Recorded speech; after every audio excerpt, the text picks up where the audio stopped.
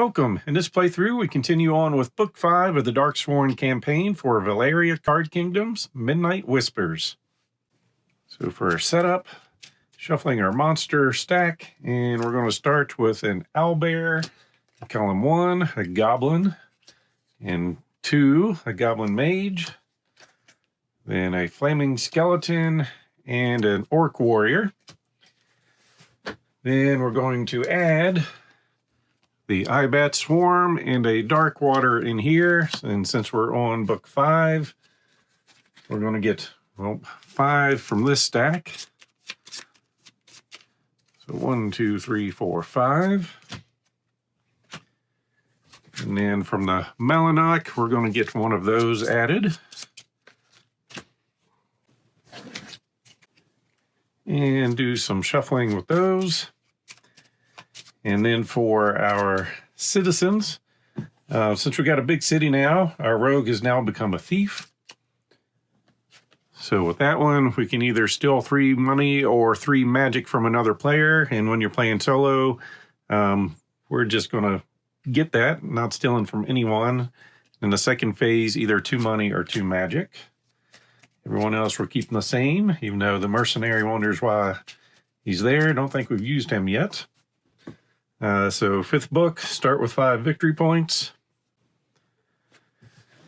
We have our relics. So we've got a mirror, a lantern, a box, hassock, and a chalice we can use as needed.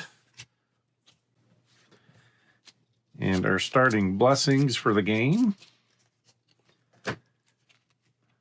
So 4 victory points to get 2 of our people back from storage or being held captive. 4 victory points to build a wall, or 4 to discard a monster.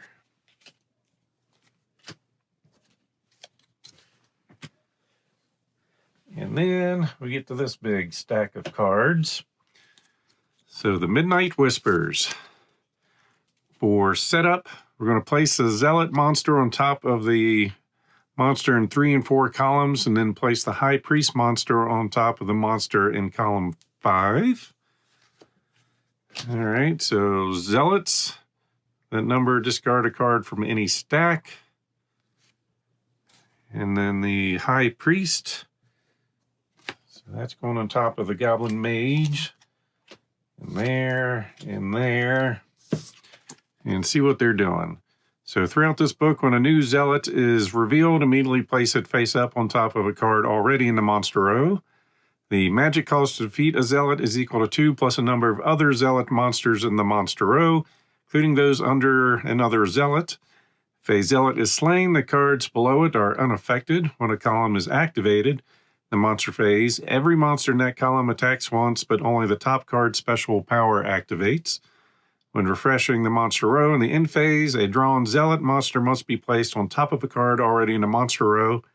That card has tokens on it. Place the tokens on the Zealot.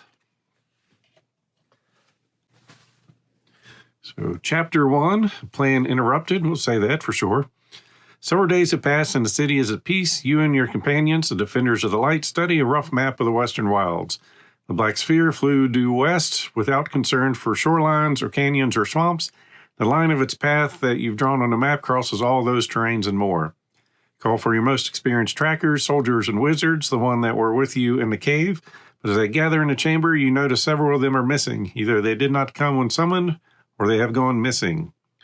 So right off the bat, looks like we are going to banish one of those characters, and I think that's Holy from the stacks, and then we're going to gain a money in a fight.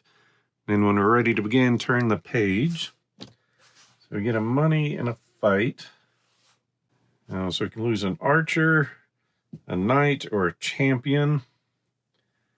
I think we're going to go with a knight. And then for the holy, it can be a cleric or a paladin.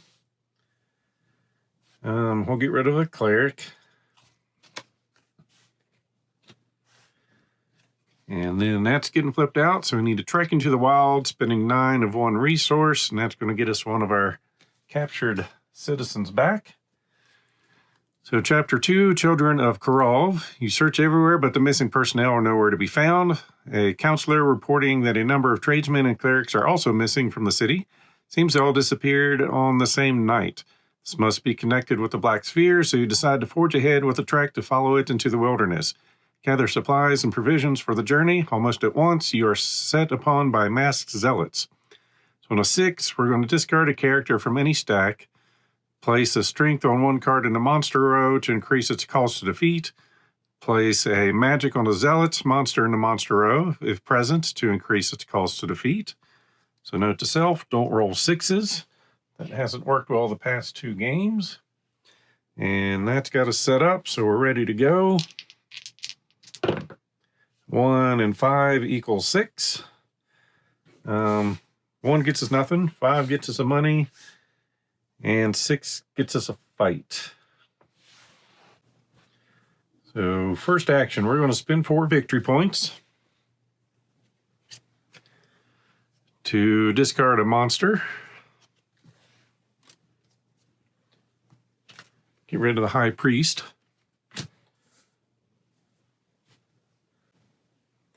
Then we're going to spend 3 to pick up a Cleric.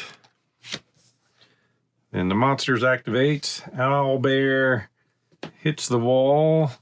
The Orc Warrior hits the wall. And then the 6, discard a card from any stack.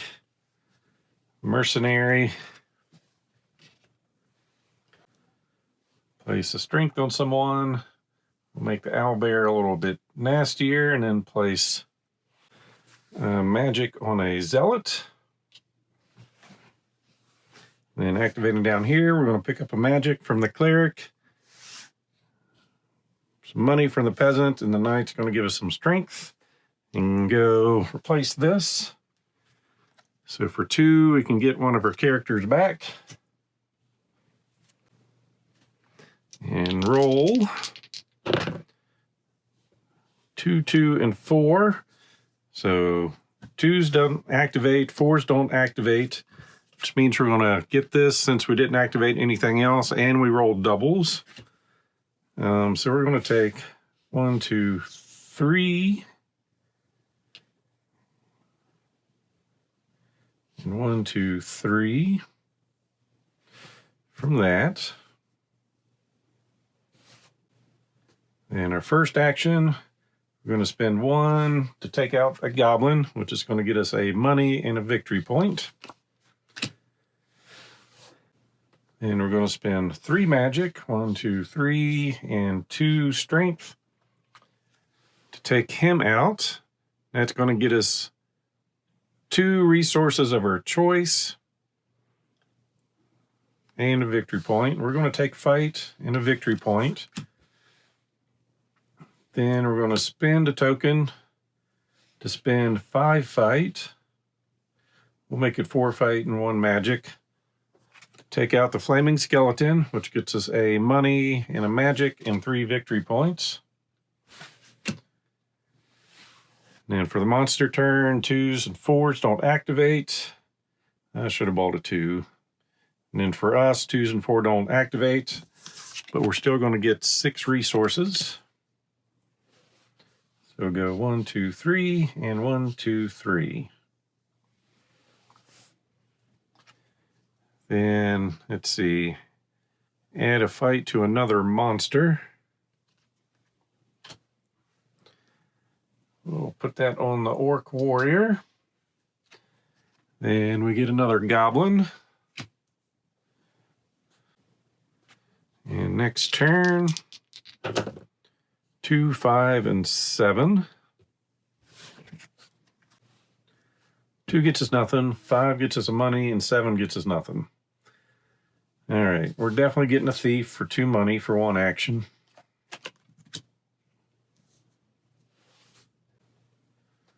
Going to go after the Latchling, spending a magic and 3 fight, which will get us 2 resources of our choice. We'll take fight and a victory point. Then take a third action. I'm going to use our mirror to gain 2 magic and discard a monster of that type, which would be the Orc Warrior. Then 2 and 5 activates, nothing. Then for us, 2 gets us nothing. The peasant's going to get us a coin. And the thief is going to get us 2 magic.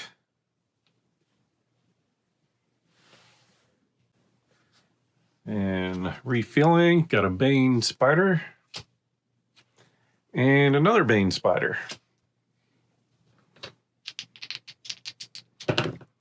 1, 3, and 4. So the 1 is going to get us 3 magic, so that goes up to 11.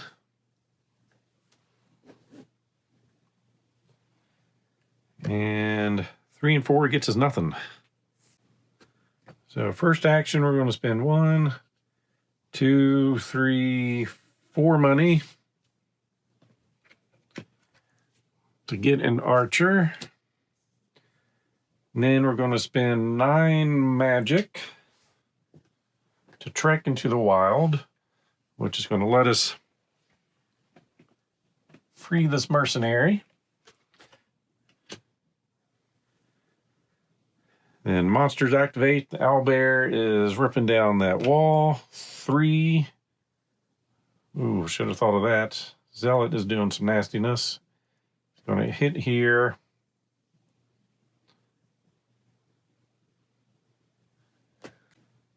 Well, actually, his ability triggers. We discard a card from anyone's stack, which is going to be the butcher, and then the creature underneath of it hit the wall. And then this goblin is going to hit the wall. Then go back to us. We're going to gain a magic and a strength. And then in phase, I'm going to flip these back over and see what's next for us. We've trekked into the wild. So now we need 10 magic for an invocation to rebuild a wall. And we're bringing some more zealots into play. That's not going well. And he'll take that token going on top of that. All right, Chapter 3 is Second Encampment. Capture a zealot and learn that they call themselves the Children of Korav. Once unmasked, though, you see that it is one of the knights that disappeared. Your own people, tempted by darkness, are the ones you slay. After weeks in the wilderness, you have seen no trace of the Black Sphere. You come to a clearing where you set up camp and task your mages and clerics to make protective conjuration while your rangers scout ahead. So we're going to shuffle the monster deck and discards together. Then on a 6, discard a character from any stack. Place a strength on a card in the monster row. And a magic on a zealot. So those are getting shuffled back in. And next round, so we need 10 magic, and we still need to keep the zealots at bay. So we need to create a magic creating machine here.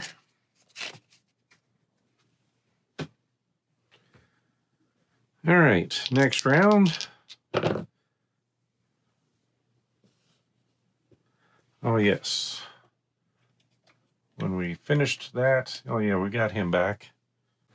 1, 5, and 6. Don't like that 6. 1 gets us 3 magic. 1, 2, 3. 5 gets us a gold, and a 6 gets us a strength. The zealot needs 1, 2, 3, 4, 5 magic to take down. All right, so these we can use more than once. First action, we're going to gain 2 money and 2 magic. Second action, we're going to gain 2 money and 2 magic. Third action, we're going to spend 10 magic to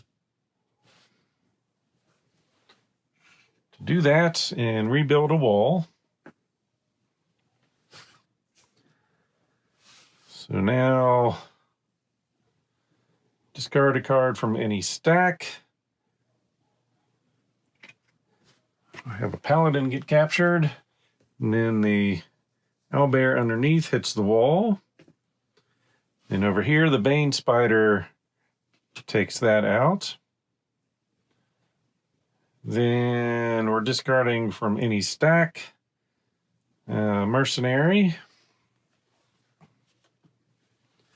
Place a strength on somebody.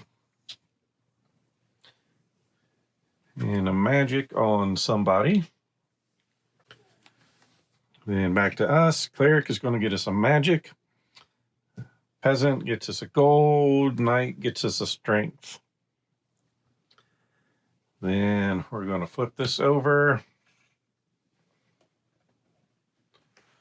And hope our next one goes as good. So this one needs 9 magic and 9 of something else. We need to break the barrier.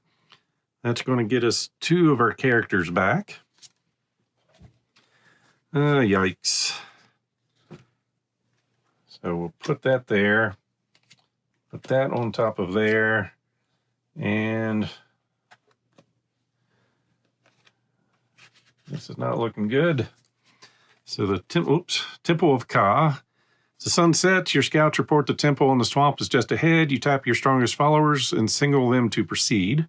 Frontline approaches a temple, then in mid-step, their bodies fall forward and their blood hangs in the air, stuck to some gruesome invisible barrier. Zealots and monsters of all sorts surround you as you order your wizards to take down the blood-soaked magical wall. Shuffle the monster deck and discard together. Don't need to. On a 6, banishing a character from the stack, placing a fight on one card, placing a magic on a zealot, and keep on going. All right, next turn. 1, 4, and 5. So the 1 is going to get us 3 magic. 1, 2, 3. 4 gets us 2 fight. And a 5 gets us some money. Well, we're going to try the same thing again, using our box twice. So 1, 2, 1, 2. And then 1, 2. And we'll get 2 fight this time. Then take a third action, spending 9 magic and 9 money to do that, which is going to return 2 of our characters. That spot is in, well, it's activating once, which is doing a lot of stuff. 1 and 4.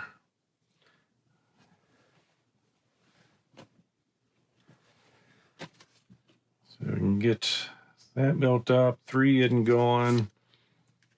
We'll put that there and bring back Paladin and hope we can survive. So here we're discarding from any stack. Doesn't have to be in this column.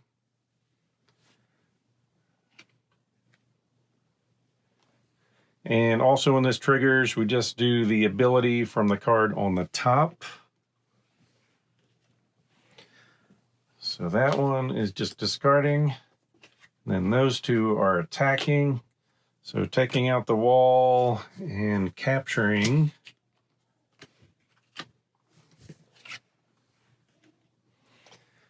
And then 4, discard from any spot. A merchant.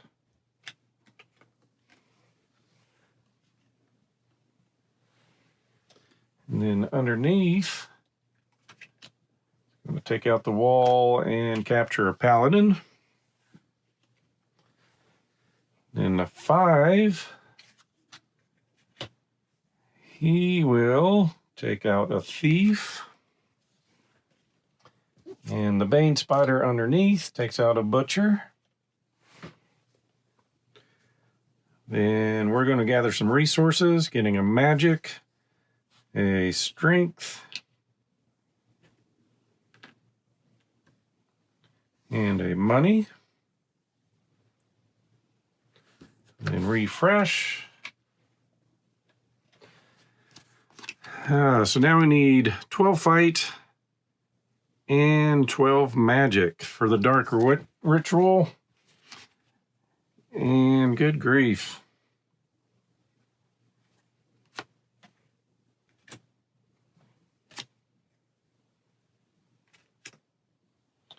Well, instead of putting it there, we still have a little bit of a wall there.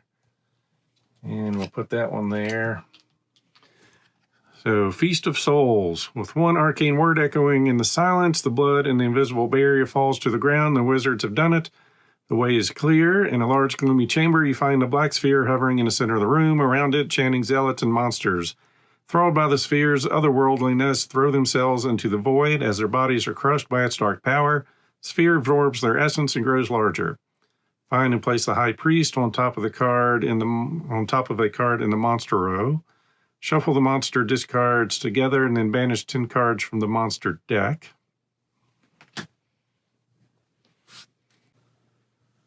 So the High Priest, we are in so much trouble.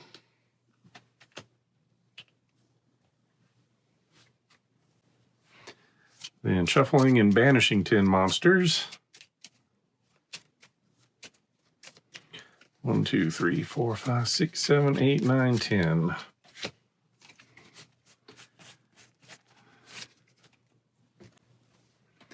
Now on a roll of a 6, banish a card from the monster row and discard a card from any stack.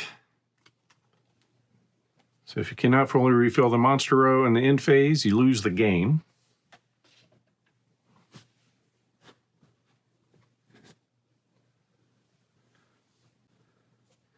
Nope, we got other reasons to lose the game here. 5 and 6. Didn't want to see that 6. So the 5 gets us some money. 6 gets us a fight. 11, man, we have not had time to build anything. So we've got the fight we need. We just need 11 more magic. So our first action, we're going to gain a victory point and do some praying. And we're going to spend 4 to pray for a wall.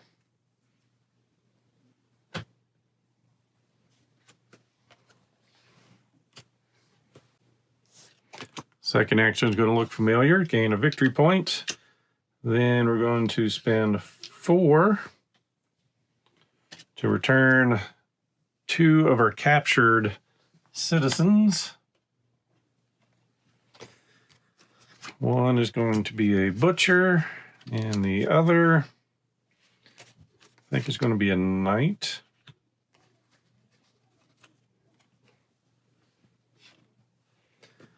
And we're going to take another action. And this time we're going to gain 2 money and 2 magic.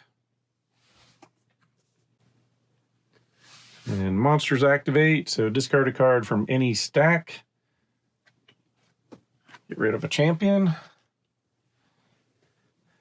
And then underneath there we have 2 more activations coming, which will take out the wall. And then the 6. Destroy a card from the monster row. I'm going to discard the High Priest, or he gets banished. And discard a character from any stack.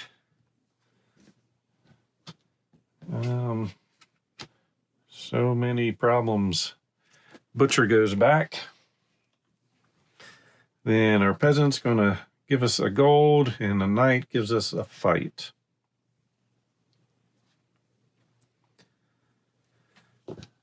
And we will refill. So 1 victory gets us 2 magic, and 1 gets us 3. Fight. 2, 3, and 5. 2, 3, and 1 money.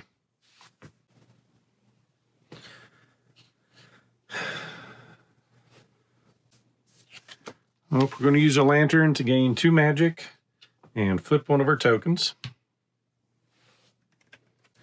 Then we'll use a box to gain 2 money and 2 magic.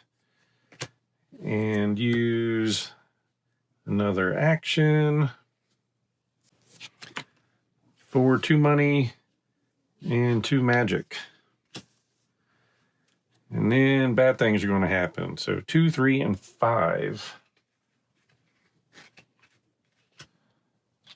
So from there, we are going to get rid of a knight. And each monster under there activates, taking out the wall. Then 3 is going to discard a paladin. And we've got 2 under there, so it takes out a wall and a mercenary. And the 5 activates, which is going to take out a mercenary and a butcher and a peasant. And back to us, we are just going to get a money.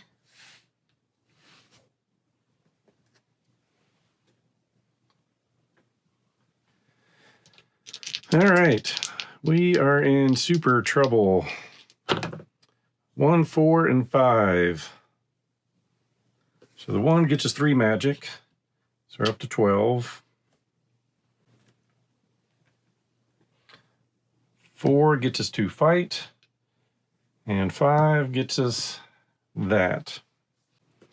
So the Dark Ritual, I'm going to spend 12 magic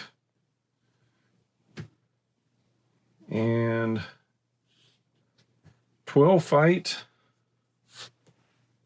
to take care of that, which is going to let us destroy a monster. I think it's going to be this one. Then we're going to use a chalice to transfer 1 resource to another. So we'll change all that gold into magic. I mean, honestly, I don't know how that works in solo play. See if I can find a different way to do this then. If we have no other way of getting enough magic to take one of these things out. So second action, we are going to pray, gaining 1 and then spending 2 to return a character.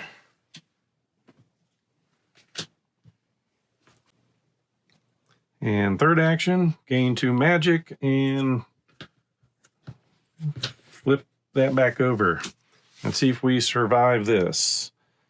So 1 is activating, so we can discard from any stack. 1, 4, and 5. Man, those are all very thin. But we can have them empty.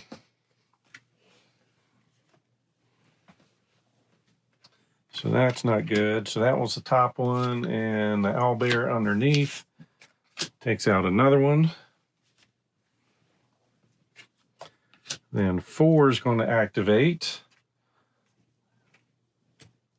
So we're going to get rid of him. And then there are 2 underneath of that. So we're going to lose an archer and a paladin.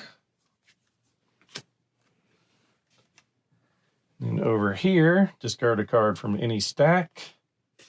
And then we have 2 underneath there attacking.